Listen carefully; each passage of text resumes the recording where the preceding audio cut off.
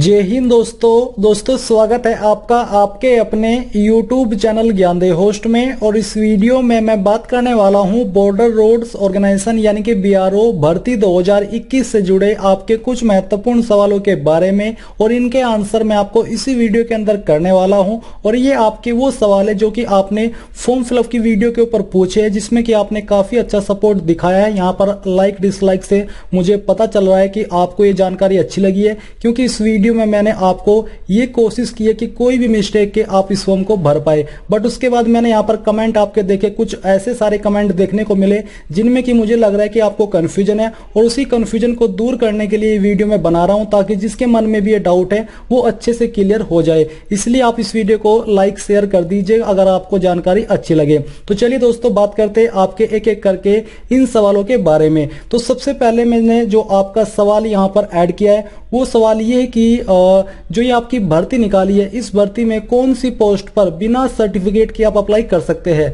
क्योंकि अगर आपने एलिजिबिलिटी देखी है तो आपको उसमें कहीं ना कहीं सर्टिफिकेट के बारे में जानकारी दी जा रही है कि आपके पास ये सर्टिफिकेट इस डिसिप्लिन में होना चाहिए। तो उसी को देखते हुए आपके कमेंट आए थे कि सर ये बताइए कि बिना सर्टिफिकेट के या फिर सिर्फ 10वीं से या सिर्फ 12वीं से हम कौन सी पोस्ट पर अप्लाई करने के लिए एलिजिबल हो सकते हैं, क्योंकि आपके मन में कंफ्यूजन हो जाता है उस जानकारी को देख करके। तो यहाँ पर जो आपकी स्टोर कीपर टेक्निकल की पोस्ट है, जिसके लिए आपके टोटल 150 पद निकाले हैं, हम यहाँ पर इसके एलिजिबिलिटी क्राइटेरिया के ऊपर आते हैं, और यहीं से मैं आपको जो आपका डाउट है वो अच्छे से क्लियर करता हूं आपकी सर्टिफिकेट को लेकर के। तो यहाँ पर नीचे आते हैं और नीचे आकर के आप देखोगे post number 7 store keeper technical.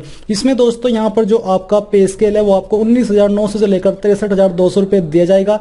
As आपकी 18 से 27 साल के बीच रखी गई है। इसके अलावा गवर्नमेंट रूल्स के अकॉर्डिंग SC/ST कैंडिडेट को 5 साल की और OBC को 3 साल की छूट भी दी जाएगी। अब बात है आपके मेन पॉइंट पर, जो कि है आपका इसेंशियल क्वालिफिकेशन यानी कि जरूरी क्वालिफिकेशन। तो यहाँ पर आपसे इस पर अप्लाई करने के लिए जो जरूरी क्वालिफिकेशन मांगी है वो है आपका 10+2 यानी कि आपके पास 12वीं पास की योग्यता होनी चाहिए या फिर उसके बराबर कोई अन्य योग्यता। साथ ही यहाँ पर दोस्तों सेकंड आपको बोला कि having store keeping knowledge relating two vehicles और इंजीनियरिंग इक्विपमेंट। तो यहाँ पर दोस्तों आपको कोई सर्टिफिकेट के लिए नहीं बोला है, आपको सिंपली ये बोला है कि आपको स्टोर कीपिंग की जो नॉलेज है वो होनी चाहिए, साथ ही जो व्हीकल्स है उससे जुड़ी हुई और जो इक्विपमेंट है इंजीनियरिंग के उसकी नॉलेज आपको होनी चाहिए। यानी कि अगर आपको नॉलेज है बिना किसी सर्टिफिकेट के तो आप इस पर अप्लाई कर सकते हो। बट अभी जो डाउट स्टार्ट होता है वो डाउट स्टार्ट आपका होता है नीचे दिए गए डिजायरेबल से।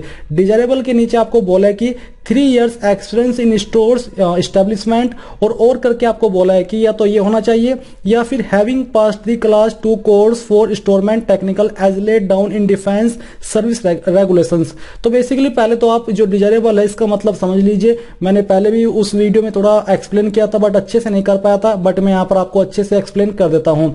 डिजायरेबल से मतलब ये होता है कि जो आपकी इसेंशियल क्वालिफिकेशन है वो तो आपके पास होनी चाहिए, ये तो अनिवार्य है। अगर ये नहीं होगी तो आप एलिजिबल नहीं हो पाएंगे अप्लाई करने के लिए। पर जो डिजायरेबल क्वालिफिकेशन होती है वो ये होती है कि अगर आपके पास डिजायरेबल क्वालिफिकेशन भी है तो आपको यहां पर ज्यादा प्रेफरेंस दी जाएगी उन कैंडिडेट के मुकाबले जिन्होंने सिर्फ इसेंशियल क्वालिफिकेशन के माध्यम से अप्लाई किया है। अब जिन्होंने इसेंशियल क्वालिफिकेशन से अप्लाई किया है, इसका मतलब ये हो जाता है कि अगर आपके पास डिजायरेबल क्वालिफिकेशन नहीं भी होगी तो आप तब भी अप्लाई कर सकते हो। और इसका जो टोटल एक परिणाम निकल के आता है वो परिणाम यही है कि आप इसमें 12वीं पास के माध्यम से अप्लाई कर सकते हो। बस आपके नॉलेज होनी चाहिए। अगर अभी नॉलेज नहीं है तो आप थोड़ा इसके बारे में जानकारी कर लीजिए, क्योंकि इसमें आपसे कोई सर्टिफिकेट नहीं मांगा है, नहीं कोई आपसे एक्सपीरियंस मांगा है कि हाँ आपके पास इतने साल का एक्सपीरियंस हो। वो डिजायरेबल में मांगा है। डिजायरेबल का मतलब हो जाता है, मैं आपको फिर से क्लियर कर दे रहा हूं कि अगर आपके पास एक्सपीरियंस भी होगा तो आपको ज्यादा यहां पर महत्वता दी जाएगी उन कैंडिडेट के मुकाबले जिन्होंने सिर्फ 12वीं पास से अप्लाई किया है। तो इस पोस्ट पर आप सिर्फ 12वीं पास से अप्लाई कर सकते हो बिना किसी हिचकिचाहट के, बिना किसी झिझक के। अब दोस्तों मैं आपको बताना चाहूंगा अनअकैडमी के बारे में, जो कि इंडिया का लार्जेस्ट लर्निंग प्लेटफॉर्म है। और मैं आपको बता दूं कि दोस्तों अनअकैडमी के ऊपर जो आपको 10% की छूट मिलती थी मेरा कोड GDS10 इस्तेमाल करने के बाद में, ये छूट बहुत ही जल्द खत्म होने वाली है। इसलिए आपको क्या करना है, अगर आप इसको ज्वाइन करने की सोच रहे हैं तो आज ही इसको सब्सक्राइब कर लीजिए मेरे कोड GDS10 का इस्तेमाल करके। इसको इस्तेमाल करने पर आपको तुरंत 10% की छूट मिल जाएगी। और यहाँ पर दोस्तों अगर आप इसको ज्वाइन कर लेते तो आपको अनअकैडमी के ऊपर जो प्लस फीचर दिए जाते हैं, जिसमें कि आपको इंडिया के टॉप एंड बेस्ट एजुकेटर के माध्यम से लाइव क्लासेस दी जाएगी, unlimited access to all courses, और जो अन्य फीचर आप देख पा रहे हो इन सभी फीचर्स का फायदा आपको यहाँ पर मिलता है। और यहाँ पर दोस्तों अनअकैडमी आपके लिए लेकर के आया राफेल एयरफोर्स बैच फॉर 2021, जिसमें कि आपको इन बेस्ट एजुकेटर के माध्यम से प्रिपरेशन कराई जाएगी जिनके पास सालों का एक्सपीरियंस है। और यहाँ पर बात करें एयरफोर्स XY 2020 रिजल्ट की, तो अनअकैडमी के ऊपर जो कैंडिडेट थे जिन्होंने यहाँ से पढ़ाई की थी, उन्होंने 250 प्लस लोगों ने इसके माध्यम से अपने एग्जाम को क्लियर किया था। इसकी जो बैच है वो आपकी 11 फरवरी से स्टार्ट होकर के 10 अप्रैल 2021 तक चलने वाली है। इसी के साथ दोस्तों अनअकैडमी आपके लिए त्रिशूल कंप्लीट एनडीए बैच कोर्स भी लेकर के आया है, जहां पर आपको इन एजुकेटर के द्वारा इन सब्जेक्ट की प्रिपरेशन कराई जाएगी। इसमें भी यहां पर जो एनडीए 2020 था उसमें 200 प्लस कैंडिडेट ने अनअकैडमी के माध्यम से अपने एग्जाम को क्लियर किया था। इसकी जो बैच है वो आपकी 15 फरवरी 2021 से स्टार्ट होकर के 10 अप्रैल 2021 तक चलने वाली है। इसी के साथ दोस्तों आपकी नापा बैच भी है एयरफोर्स के लिए, जिसमें कि यहां पर आपकी जो बैच है वो 18 फरवरी से स्टार्ट होकर के 1 अप्रैल 2021 तक चलने वाली है, जहां पर आपको इन एजुकेटर के माध्यम से प्रिपरेशन कराई जाएगी। और इसका जो 2020 का रिजल्ट है उसमें भी 250 अनअकैडमी लर्नर ने अपना एग्जाम था वो क्लियर किया था। तो दोस्तों देर किस बात की, जल्दी से एनडी एयरफोर्स XY नेवी कैटेगरी को चूज करके यहां से सब्सक्राइब कर लीजिए। अगर आप अभी इसको सब्सक्राइब कर लेते हो तो आपको यहां पर मेरा कोड इस्तेमाल करने पर GDS 10% की छूट मिल जाएगी। और जैसे कि मैंने आपको कहा वीडियो के शुरुआत में ही कि इसके बाद आपको कोई भी छूट नहीं दी जाएगी, तो जितना भी जल्दी हो सके इसको ज्वाइन कर लीजिए। ज्वाइन लिंक आपको वीडियो के डिस्क्रिप्शन में दिए है। इसके अलावा दोस्तों आपकी जितनी भी पोस्ट है उन पर आपसे कोई ना कोई एक्सपीरियंस मांगा है, और जो कि जरूरी रूप से मांगा है। जैसे कि हम बात करते हैं multi skilled worker driver engine static की, इस पर आपसे जो जरूरी यानी कि एसेंशियल क्वालिफिकेशन है वो आपकी 10वीं है। दूसरा यहां पर आपको जो 2 पॉइंट में करके दिया है वो है आपका processing of certificate of mechanic motor या फिर व्हीकल्स या फिर tractors from industrial training institute यानी कि ITI से आपके पास इन ट्रेड में एक सर्टिफिकेट होना चाहिए, या फिर IT से होना चाहिए, या फिर NCTV से होना चाहिए, या फिर SCVT से होना चाहिए। बेसिकली ये कंपलसरी है। अगर यहाँ पर आपका जो इसेंशियल क्वालिफिकेशन है इसमें फर्स्ट पॉइंट लिख करके ये जो आपसे सर्टिफिकेट मांगा है ये यहाँ पर डिजायरेबल के बाद होता, इसका मतलब ये हो जाता है कि हाँ आपसे जो सर्टिफिकेट है वो जरूरी रूप से नहीं मांगा है, सिर्फ डिजायरेबल में मांगा है, और आप इस पर 10वीं पास के माध्यम से अप्लाई कर पाते। बट ऐसा नहीं है, इसमें आपके पास 10वीं पास तो होनी ही चाहिए, बट ये साथ ही साथ सर्टिफिकेट भी होना आवश्यक है। आप इसके बिना अप्लाई नहीं कर पाएंगे। ये आपके 3 ट्रेड है। इन ट्रेड में अगर आपके पास ITI या फिर NTC से सर्टिफिकेट है तो आप इस पर अप्लाई कर सकते हो। तो बेसिकली जो मैंने यहाँ पर जानकारी अच्छे से वेरीफाई की है, इसमें आपकी यही एक पोस्ट है जिस पर 12वीं पास कैंडिडेट बिना किसी एक्सपीरियंस के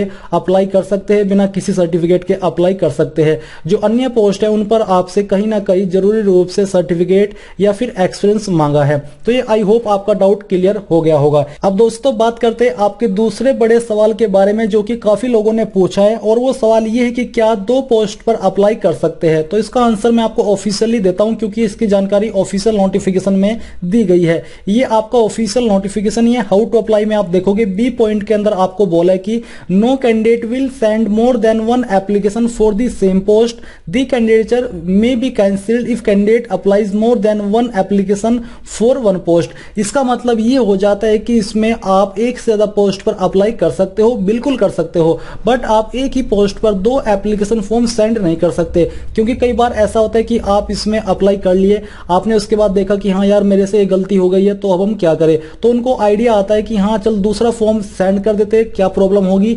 बट यहां पर प्रॉब्लम हो जाएगी। अगर आप 2 फॉर्म एक ही पोस्ट पर सेंड कर दोगे तो आपके दोनों फॉर्म रिजेक्ट कर जाएंगे। दूसरी बात आती है कि हाँ क्या आप अलग अलग पोस्ट पर अप्लाई कर सकते हैं, तो आप कर सकते हैं। आपको यहां पर डी पॉइंट के अंदर बोला है कि candidates applying for more than 1 post should send separate application with separate fee, यानी कि उसके लिए आपको अलग से दूसरा फॉर्म सेंड करना होगा, अलग से फीस जमा करनी होगी। तो इसका मतलब ये हो जाता है कि हाँ आप उस पर अप्लाई कर सकते हो। आपको यहां पर और अच्छे से बोला है कि 1 envelope should contain 1 application for 1 post only. However, dates for physical efficiency test and practical test will be decided by the department. हालांकि आपको ये बोला है कि जो फिजिकल इफिशिएंसी टेस्ट है और प्रैक्टिकल टेस्ट की डेट है वो डिपार्टमेंट के द्वारा डिसाइड की जाएगी बाद में। बट अभी के लिए आप इसमें अप्लाई कर सकते हो। अगर आप 2 पोस्ट पर या फिर 3 पोस्ट पर अप्लाई करना चाहते हो, आपकी क्वालिफिकेशन के अकॉर्डिंग आप अगर उस पर अप्लाई पाए गए हो, बट एक ही पोस्ट पोस्ट पर दो एप्लीकेशन फॉर्म मत सेंड कीजिएगा, नहीं तो आपके दोनों फॉर्म रद्द कर दिए जाएंगे। तो ये जो आपका डाउट है ये भी आपका क्लियर हो गया होगा। इसी के साथ दोस्तों मैंने आपके जो कमेंट देखा था वो कमेंट ये था कि जो आपको डॉक्यूमेंट अटैच कराना है, सॉरी जो आपको फोटो अटैच कराना है गैजेटेड ऑफिसर से, वो क्या होता है और वो कैसे कराए। तो यहाँ पर आपको बोला है कि आपका फोटो 3 महीने से पुराना नहीं होना चाहिए और should be attached bye gazetted officer. अब कुछ लोगों को डाउट है गैजेटेड ऑफिसर क्या होता है। गैजेटेड ऑफिसर का मतलब राजपत्रित अधिकारी होता है, यानी कि कोई भी गवर्नमेंट ऑफिसर। अगर मैं कोरा की वेबसाइट पर जाऊं और यहाँ पर आपको इसका डिटेल्ड में परिभाषा बताऊं तो आप यहाँ पर रीड कर सकते हैं। मैंने सोचा आपको ये जानकारी रीड ही क्यों ना करा दी जाए, आप यहाँ पर ये जानकारी रीड कर सकते हैं कि बेसिकली गैजेटेड ऑफिसर होता क्या है। बट दोस्तों ये अलग है और थोड़ा जो आपको यहाँ पर अपना जो फोटो है वो अटैच कराना है, वो बेसिकली आपको तहसील के अंदर जाना है या फिर अपनी पास की कचहरी के अंदर जाना है और जो वहां पर आपके तहसीलदार है उनके पास जाना है और उनको बोलना है कि मैंने इस तरह से फॉर्म भरना है और वहां पर वो आपका फोटो अटैच कर देंगे। कोई भी प्रॉब्लम नहीं आएगी। आप कचहरी या फिर जो आपकी तहसील है, आपके जो एग्जीक्यूटिव मजिस्ट्रेट है उनसे या फिर अपने तहसीलदार से इसको अटैच करा सकते हो। फिर इसी से जुड़ा हुआ आपका सवाल ये आया था कि जो आपके डॉक्यूमेंट है क्या वो भी आपको अटैच कराने हैं या फिर सेल्फ अटेस्टेड होने चाहिए। तो इसकी जानकारी भी आप यहाँ पर ऑफिशियली देख लीजिए। और यहाँ पर पहले आप ये भी जान लीजिए कि कौन कौन से डॉक्यूमेंट आपको इस फॉर्म के साथ सेंड करने हैं।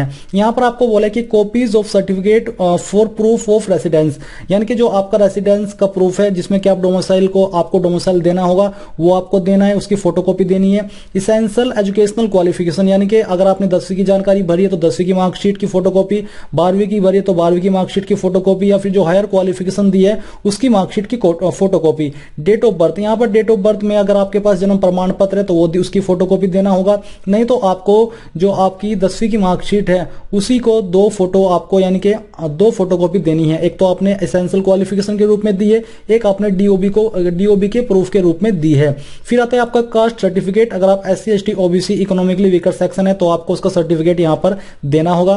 प्रूफ ऑफ EWS यहां पर आपको बोला है। साथ ही ये जो आपके है ये आपको फॉर्म के साथ अटैच करने हैं और आपको बोला है कि all testimonials copies be attached bye gazetted officer और सेल्फ अटैच्ड, यानी कि आप चाहे तो इनको गैजेटेड ऑफिसर से अटैच करा सकते हो। ये कंपलसरी नहीं है कि आपके डॉक्यूमेंट्स गैजेटेड ऑफिसर के द्वारा ही अटैच्ड होने चाहिए। अगर उनके द्वारा नहीं भी है तो आप खुद से सेल्फ अटैच कर सकते हो, तब भी आपको कोई प्रॉब्लम नहीं आएगी। तो यहां पर आपने ये जान लिया कि कौन कौन से डॉक्यूमेंट आपको अटैच करने हैं और किसके द्वारा ये अटैच्ड होने चाहिए। अगर आप चाहते हैं गैजेटेड ऑफिसर से अटैच कराना तो करा सकते हैं, कंपलसरी नहीं है, सेल्फ अटैच्ड भी इनको कर सकते हैं। तो ये जानकारी भी आपने यहाँ पर क्लियर कर ली है। अभी मैं वीडियो के ऊपर जाता हूँ और कुछ यहाँ से कमेंट आपके लेता हूँ और उसके बारे में बात करता हूँ। पहले तो मैं आपको यहाँ पर जो आपकी डेट है, स्टार्टिंग डेट और लास्ट डेट वो दिखा देता हूँ। इसमें जो आपकी स्टार्टिंग डेट है ये बेसिकली 18 फरवरी से स्टार्ट हो चुके हैं और आप 3 अप्रैल 2021 तक इस फॉर्म को भर पाओगे। अब यहाँ पर आते आपके कमेंट में और जो कुछ कमेंट है उसके आंसर करते हैं। एग्जाम सेंटर कहां पर रहेगा, तो मैं आपको बता दूं कि जो आपका एग्जाम सेंटर है वो आपका GREF पुणे में ही होने वाला है, यानी कि चाहे आप किसी भी जगह से अप्लाई कर रहे हो, आपका जो एग्जाम सेंटर रहेगा वो आपका सिर्फ पुणे के अंदर ही होगा। इसके अलावा आपका कहीं पर भी एग्जाम नहीं होगा। अगर आप इस नोटिफिकेशन को चेक करोगे तो वो आप जानकारी अच्छे से क्लियर कर पाओगे। मैंने सिलेबस की वीडियो में भी ये जानकारी क्लियर की है कि आपका एग्जाम सेंटर या फिर जो भी आपका physical efficiency test, practical test है ये आपका यहाँ पर इसी लोकेशन पर होने वाला है जहां पर आपने फॉर्म को सेंड किया है। फिर दोस्तों यहाँ पर जो आपका कुछ और सवाल है वो भी हम देख लेते हैं। इसमें मैं आपको दिखाता हूं। सर इसमें एनवलप डाल के भेजना है क्या कॉल लेटर भेजने के लिए? हाँ, इसमें एक एनवलप आपको अलग से सेंड कर देना है, क्योंकि मैंने फॉर्म फिलअप की वीडियो में बताया भी है, मे भी आपने वीडियो पूरी नहीं देखी होगी। दोनों साइकिया जी पूछ रहे हैं, तो इसमें हाँ मैंने आपको क्लियर कर दिया कि आप 2 पोस्ट में अप्लाई कर सकते हो, आपको कोई प्रॉब्लम नहीं होगी। ये आपकी ऑफलाइन भर्ती है। यहाँ पर जो सुभाष जट है इन्होंने कहा है कि ऑफलाइन भर्ती हुए है, बीच में ही ऑनलाइन भरे जाएंगे क्या? नहीं, ऑनलाइन नहीं भरे जाएंगे, पूरी तरीके से ऑफलाइन है, इसमें ऑनलाइन फॉर्म नहीं भरे जाएंगे। तो यहाँ पर बेसिकली जो सवाल है वो इसी के बारे में एक सवाल ये कि राहुल चौधरी पूछ रहे कि 75 GSM पेपर कहाँ मिलेगा? तो ये आपको बुक स्टॉल पर मिल जाएगा, जहाँ से बुक मिलती है वहां पर जाइए, आपको वहां पर ये पेपर अच्छे से मिल जाएगा, कोई इसमें बड़ी प्रॉब्लम आपके सामने नहीं आएगी। तो दोस्तों ये जो आपके यहाँ पर कुछ कमेंट है वो सारे इसी तरह के हैं जो कि मैंने आपको बताए हैं। इनका आंसर आपको मिल गया होगा। आई होप अब आपके मन में कोई डाउट नहीं रहा होगा। अगर आपको कोई सवाल रह गया तो आप कमेंट के माध्यम से पूछ सकते हैं। अगर यूनिक सवाल लगे तो एक एक और वीडियो के माध्यम से मैं आपको उनके आंसर कर दूंगा। सो एक बार फिर से मैं आपसे कहना चाहूंगा कि आप इस वीडियो को लाइक, शेयर और साथ ही साथ आपके अपने यूट्यूब चैनल ज्ञानदेव होस्ट को सब्सक्राइब करके बेल आइकन को ऑन कर ले, ताकि आपको आगे आने वाली वीडियोस के नोटिफिकेशन सबसे पहले मिल पाए। जय हिंद दोस्तों।